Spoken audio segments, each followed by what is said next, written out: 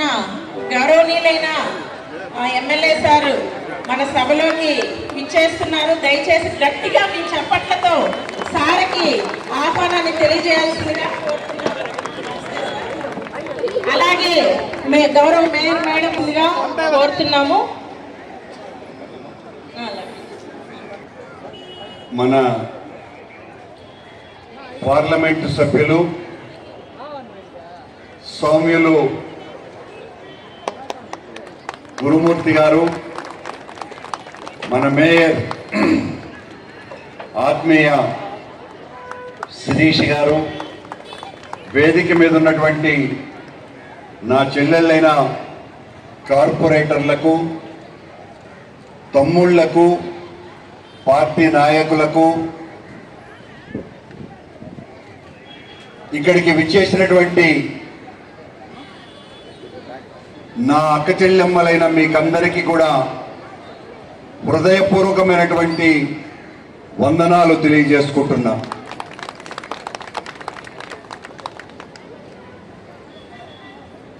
జగనన్న తన ఎన్నికల హామీలో మీ అందరి చలువ వలన ఓట్లు వేసి అధికారంలోకి వస్తే మీ డ్వాక్రా మహిళల రుణాలన్నింటినీ కూడా 4 విడతలలో తీరుస్తాను అని చెప్పినటువంటి మాటకు కట్టుబడి 4వ విడత ఈ రోజున మొత్తం మాఫీని చేస్తున్న శుభ సందర్భంలో మన తిరుపతిలోనే ఈ విడతలో 31 కోట్లు, మొత్తం 126 కోట్ల రూపాయల ఆసరా ద్వారా మీకు అందినటువంటి సహాయం మన తిరుపతి పట్టణంలో ఉన్నటువంటి 3,400 మహిళా సంఘాలకు అందుతున్నటువంటి శుభ సందర్భంలో ఒక ఆసరాలోనే నా అక్క చెల్లెమ్మలైనటువంటి మీరు 126 కోట్ల రూపాయలు అందుకున్నారు. జగనన్న కేవలం ఒక్క ఆసరా మాత్రమే కాదు మీకు ఇచ్చింది, అమ్మఒడి ఇచ్చినాడు. ప్రతి సంవత్సరము 15,000 రూపాయల చొప్పున విద్యా దీవెన ఇచ్చినాడు, వసతి దీవెన ఇచ్చినాడు, చేయూత ఇచ్చినాడు, కాపు నేస్తం ఇచ్చినాడు, ఆరోగ్యశ్రీ ఇచ్చినాడు, రైతు భరోసా ఇచ్చినాడు. ఇలా చెప్పుకుపోతే 1 కాదు 2 కాదు 10ల సంఖ్యలో మన తిరుపతి పట్టణంలో ఉన్నటువంటి అక్క చెల్లెమ్మలకు, అన్నదమ్ములకు ఇచ్చినటువంటి డబ్బులు అక్షరాల 1,700 కోట్ల రూపాయలని మీకు సవినయంగా తెలియజేస్తున్నాం. చంద్రబాబు నాయుడు తన 14 సంవత్సరాల పరిపాలనా కాలంలో రాష్ట్రమంతా కలిపితే కూడా 1,500 కోట్ల రూపాయలు సహాయం చేయకపోతే జగనన్న ఒక్క తిరుపతిలో మాత్రమే 1,700 కోట్ల రూపాయలు సహాయం చేసినారు అని తెలియజేస్తున్నాం. రాష్ట్రమంతా జగనన్న చేసినటువంటి సహాయం 3,40,000 కోట్ల రూపాయలు అని గర్వంగా చెప్తున్నా. ప్రపంచంలో ఏ రాజకీయ నాయకుడు, ఏ ముఖ్యమంత్రి, ఏ ప్రధానమంత్రి బడ్జెట్ సొమ్ములన్నీ కూడా పేదవాళ్లకే ఇచ్చినటువంటి వాళ్ళు ఇంతవరకు చరిత్రలో లేరు, ఒక్క జగన్మోహన్ రెడ్డి గారు మాత్రమే అని తెలియజేస్తున్నాం. ఎప్పుడైనా కలగన్నామా ఒక ప్రభుత్వం ఇలా సంక్షేమాన్ని నమ్ముకొని పేదలకు బాసటగా నిలుస్తునేటువంటి ప్రభుత్వం ఒకటి వస్తుంది అని ఊహించినామా? జగన్మోహన్ రెడ్డి గారు చెబుతున్నారు, అభివృద్ధి అంటే పెద్ద పెద్ద పారిశ్రమలు కాదు, నా రాష్ట్రంలో ఉన్న 40% పైగా ఉన్నటువంటి పేదవాళ్ళు, నా అక్క చెల్లెమ్మలు, అవ్వతాతలు 3 పూట్ల సరిగ్గా అన్నము కూడా లేకుండా బ్రతికేటువంటి వాళ్ళు వాళ్ళ జీవితాలకు మెరుగులు దిద్దటమే, వాళ్ళ జీవితాలలో ఆనందాన్ని నింపటమే నా దృష్టిలో అభివృద్ధి అని అభివృద్ధికి కొత్త నిర్వచనం చేసినటువంటి వ్యక్తి మన ప్రియాతి ప్రియతమ ముఖ్యమంత్రి జగన్మోహన్ రెడ్డి గారు అని తెలియజేస్తున్నాం. నేనేమి అబద్ధాలు చెప్పటంలా, ఇవన్నీ కూడా అందుకున్నటువంటి వాళ్ళు మీరు. చంద్రబాబు నాయుడు ఎన్నికలప్పుడు పచ్చి అబద్ధాల వాగ్దానాలతో వస్తాడు. జగన్మోహన్ రెడ్డి చెప్పిన ప్రతి వాగ్దానాన్ని నెరవేర్చినాడు, చేసి చూపించినాడు. 3,40,000 కోట్ల రూపాయలు అందజేసినటువంటి మా పురుషుడు జగన్మోహన్ రెడ్డి గారు. ఇప్పుడు మళ్ళీ చంద్రబాబు నాయుడు, పవన్ కళ్యాణ్ ఇద్దరు కలిసి వస్తున్నారు. ఈ సంక్షేమాన్ని తుడిచివేయడానికి వస్తున్నారు, ఈ ఆసరా తీసివేయడానికి వస్తున్నారు, ఈ చేయూత ఎత్తేయటానికి వస్తున్నారు, అమ్మఒడి లేకుండా చేయటానికి వస్తున్నారు, ఆసరా ఉంచకుండా ఉండటం కోసమని వస్తున్నారు. పెత్తందారుల వైపున నిలబడేటువంటి చంద్రబాబు నాయుడు, పవన్ కళ్యాణ్ వాళ్ళు జగన్మోహన్ రెడ్డి గారి పాలన మీద విషం చిమ్ముతూ మేము చేస్తాం ప్రజలకు మేళ్ళు అని చెబుతున్నారు. నువ్వేం చేశావు చంద్రబాబు నాయుడు? 14 ఏళ్లు ముఖ్యమంత్రిగా ఉండి ఒక్క ఇల్లన్నా కట్టించావా?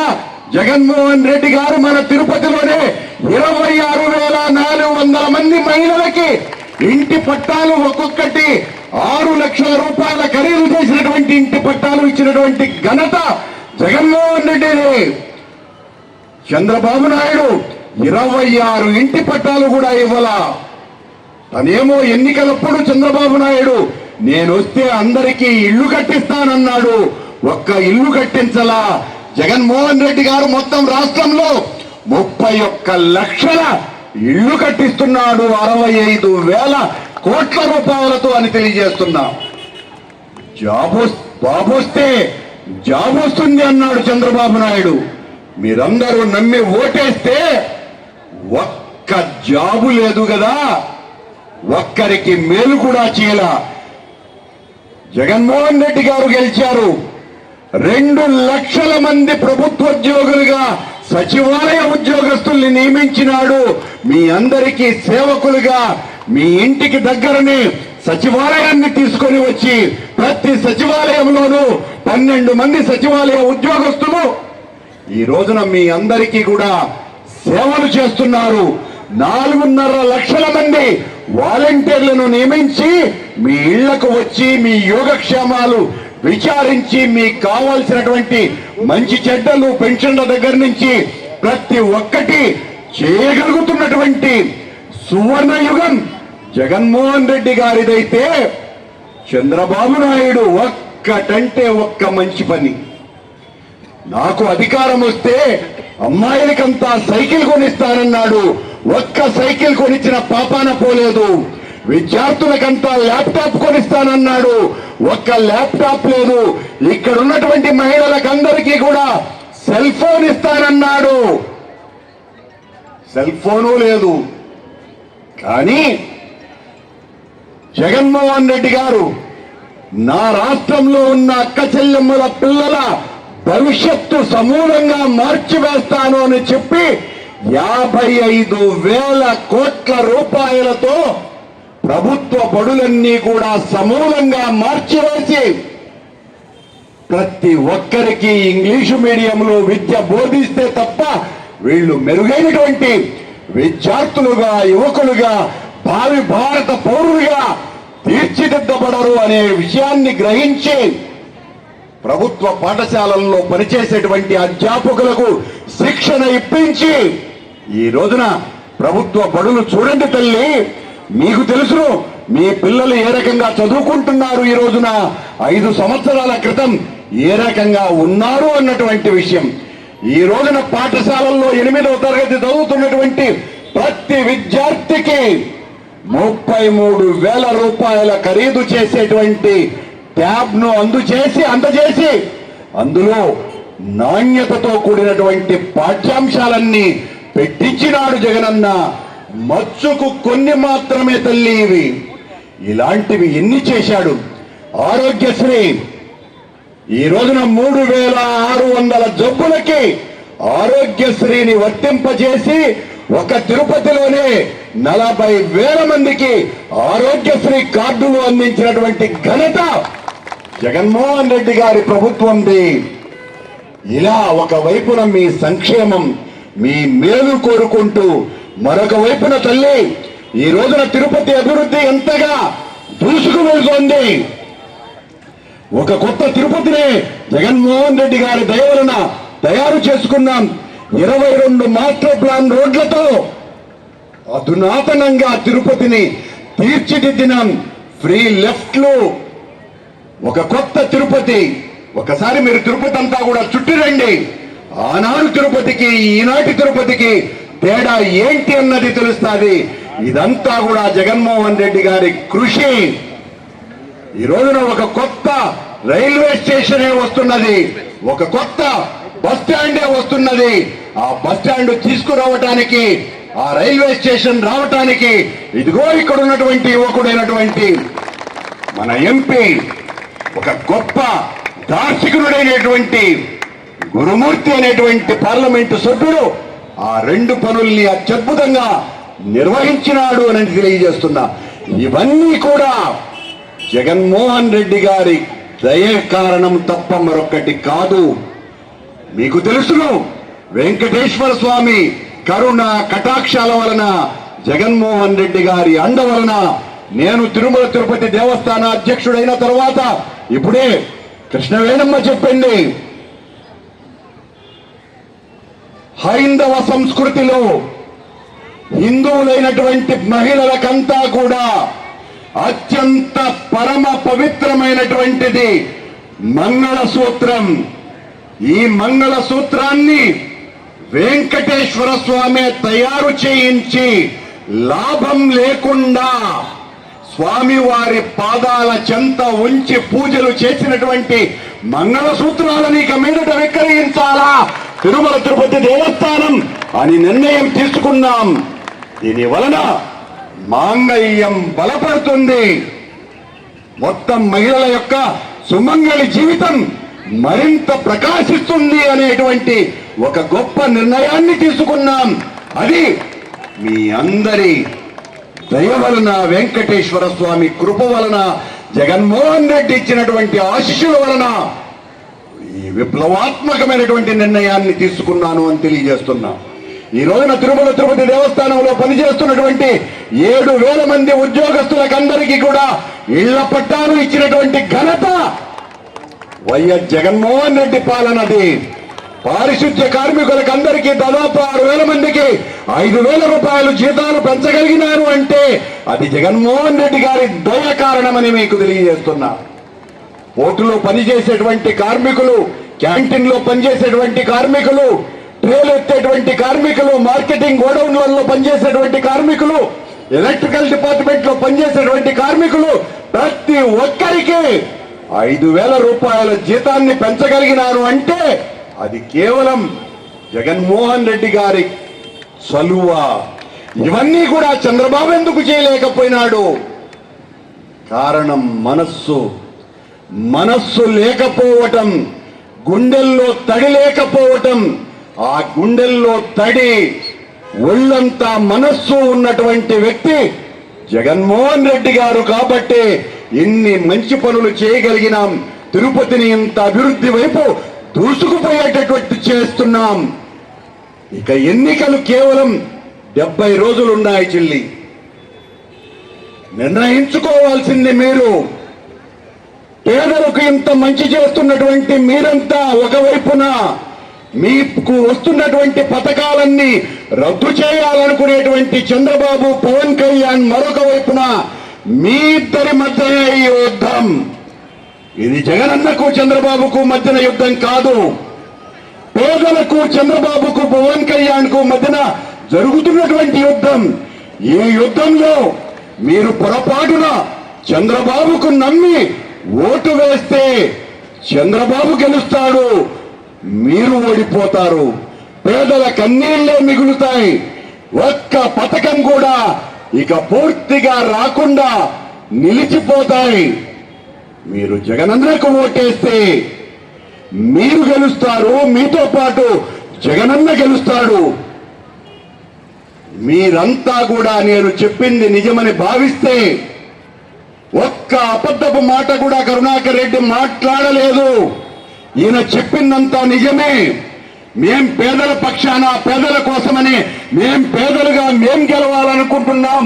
పెత్తందారైనటువంటి చంద్రబాబును, పవన్ కళ్యాణ్ని ఓడిస్తామే, పథకాలు మాకు రావాలి అని మీ మనస్సులు మీకు చెబుతూ ఉంటే, మీ మనస్సాక్షి అంగీకరిస్తే మేమందరము జగనన్నకే ఓటు వేస్తాం, ఫ్యాను గుర్తుకే మా ఓటు అని భావించే వాళ్ళంతా మనస్ఫూర్తిగా చేతులెత్తవలసిందిగా కోరుతున్నా తల్లి.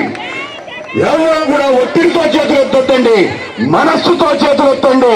మీ మంచి జరగాలని చేతులెత్తండి. జై జగన్, జై జగన్, జై జగన్. థ్యాంక్ యూ తల్లి. కుటుంబాలకి 22A చేసినమ్మా, అది కూడా జగన్ అన్నది, అది ఇంకా పెద్ద వరకు 6,000 కుటుంబాలకు చేసిన మంచి. అది ఒక్క రూపాయి కూడా లంచాలు తీసుకోకుండా చేసినటువంటి పని అది.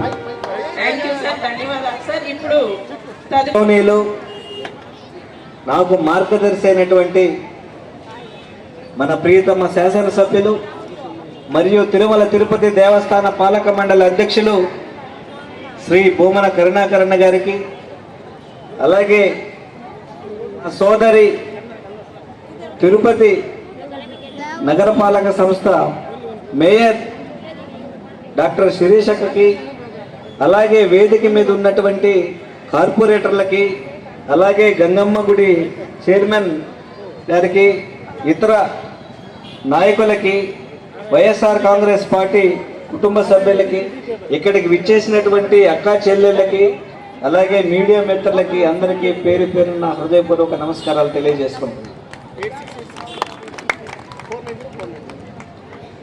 మనందరికీ తెలిసిందే 2019 తర్వాత ఎలాంటి జనరంజక పాలన ఉందో, అలాగే అంతకు ముందు పరిపాలించినటువంటి టీడీపీ రాక్షస పాలన ఏ విధంగా ఉండిందో మనందరం అనుభవించాం.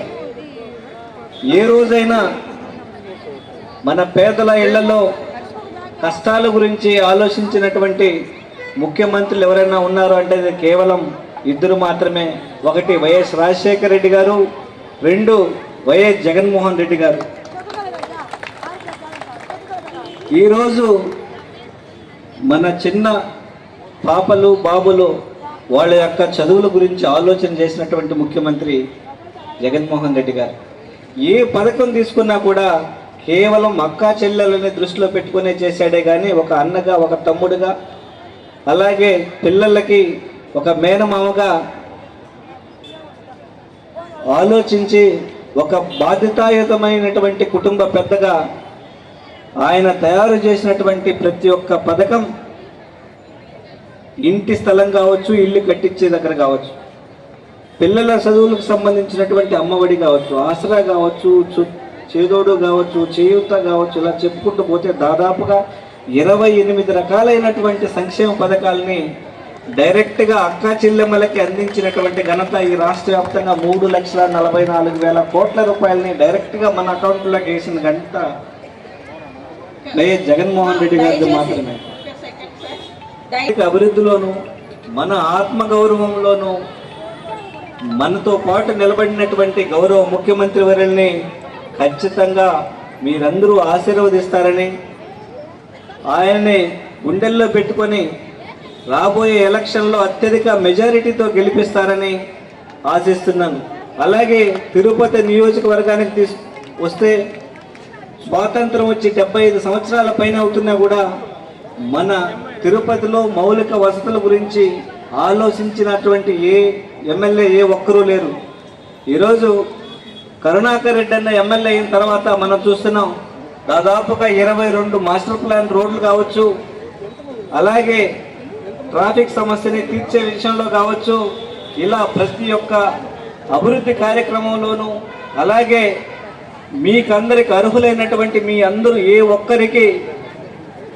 ఒక్కరు మిస్ కాకుండా సంక్షేమ పథకాలని మీ ఇంటి ముందుకు తీసుకురావడానికి అహర్నిశలు కృషి చేసి మీలో ఒకటిగా మనందరి గురించి ఇక్కడ ఆలోచన చేస్తున్నటువంటి కరుణాకర్ అన్నకి అలాగే అభినయ్ రెడ్డి అన్నకి మీ యొక్క ఆశీస్సులు మెండుగా ఇవ్వాలని, అలాగే అత్యధిక మెజారిటీతో ఇన్ని పనులు చేస్తున్నటువంటి ప్రభుత్వానికి అలాగే కరుణాకర్ అన్నకి అభినయ్ రెడ్డి గారికి మీ యొక్క అండదండలు ఎల్లప్పుడూ ఉండాలని నిండు మనసుతో ఆశీర్వదించాలని, ఇలాగే అభివృద్ధి పనులు కొనసాగాలన్నా సంక్షేమ ఫలాలు ప్రతి ఇంటికి చేరాలన్నా అధికారంలో జగనన్న పరిపాలన ఉండాలి. అలాగే ఇక్కడ కరుణాకర్ అన్న అలాగే భూమన అభిరెడ్డి గారి యొక్క అభ్యర్థిత్వాన్ని బలంగా బలపరిచి అత్యధిక మెజారిటీతో ఎమ్మెల్యేగా గెలిపించాల్సినటువంటి బాధ్యత మనందరి మీద ఉందని మనస్ఫూర్తిగా మీకు విన్నవించుకుంటూ ఖచ్చితంగా మీ అందరి మీద నమ్మకంతో మీ అందరి ఆశీస్సులు ఎల్లవేళలా ఉంటాయని మనస్ఫూర్తిగా కోరుకుంటూ నాకు అవకాశం ఇచ్చినటువంటి పెద్దలందరికీ నమస్కరించుకుంటూ సెలవు తీసుకుంటున్నాను.